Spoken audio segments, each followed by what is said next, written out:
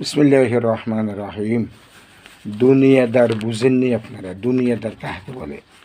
দুনিয়াদার হচ্ছে, আপনি যদি 50 টাকা আল্লাহর ওয়াস্তে রিলিফের পামো আমরা দিব সরকার, তখন দেখবেন আমরা এক লাইনে অন্তত 200-500 দাঁড়ায় যাবো। কথা বুঝছেন?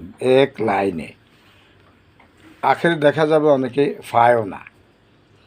আর আখেরাতমুখী হচ্ছে আপনি জমাতের সহিত যদি 5 ওয়াক্ত নামাজ আদায় করেন, আল্লাহ পাক আপনাকে বিনা হিসাবে জান্নাত দিবেন। ঠিক আছে নি? এটা যারা বিশ্বাস করে তারা তো আজানের সাথে সাথে মসজিদের দিকে যায়। কোনো কারণে যদি না যাইতেন পারেন তাহলে নিজে নিজে সহিশুদ্ধভাবে আদায় করেন। তো অধিকাংশ তো আমরা সহিশুদ্ধই জানি না। সহিশুদ্ধভাবে নামাজ আদায় কীভাবে করে আমরা অধিকাংশ মানুষই জানি না।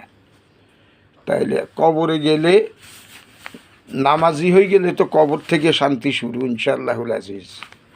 আমাদের সাথে আরও ফরজ অনেক এবাদত আছে, তবে মৌলিক এবাদত হচ্ছে, সবচেয়ে বড় এবাদতই হচ্ছে নামাজ।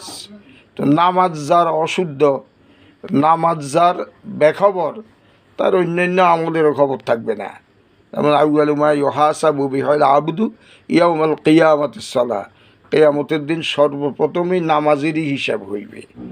তো যারা আল্লাহ পাককে ভয় করেন, আখেরাতমুখী, তারা মজবুত নামাজি হয়।